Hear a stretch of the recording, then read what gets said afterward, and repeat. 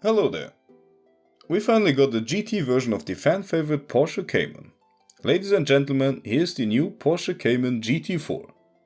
The standard version of the Cayman 718 with a 2-liter 4-cylinder engine was the cheapest Porsche ever, with a price tag of around 60,000 euros.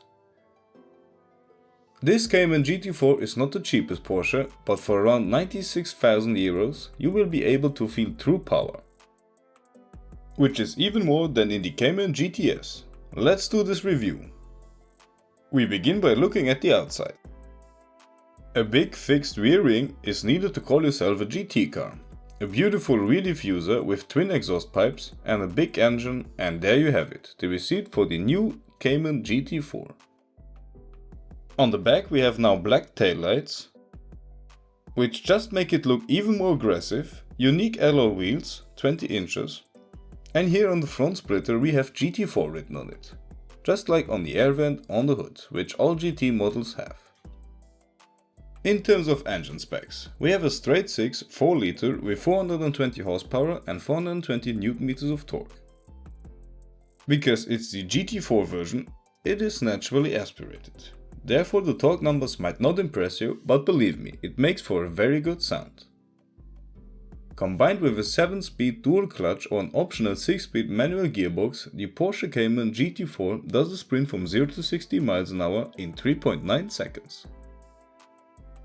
The red line hits at 8000 RPM, so you have a lot of revs to work with.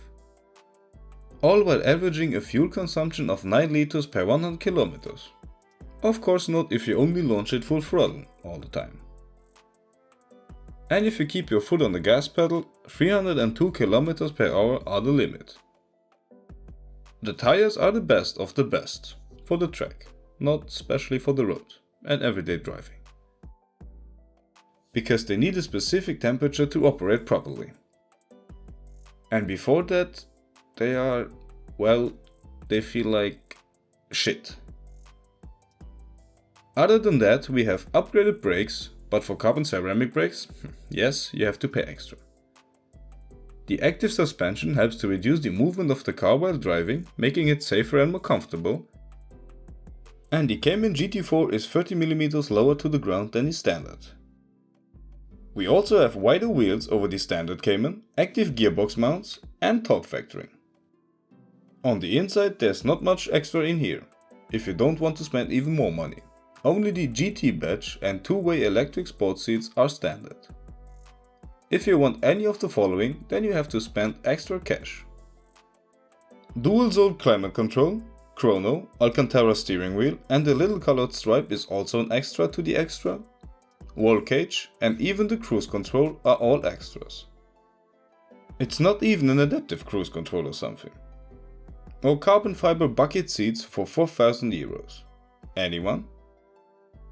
Besides that, this car should have 50% more downforce than the previous car, and it weighs only 1420 kilos, which is 15 kilos lighter than the GTS model of the Cayman. To see our video on that Porsche, click here.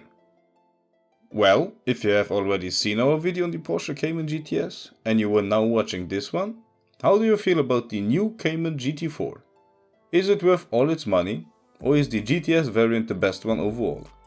I believe that's a choice everyone has to make for themselves. Either get more power and some style upgrades for more money, or go with the cheaper GTS, which impressed me very much. For you to decide.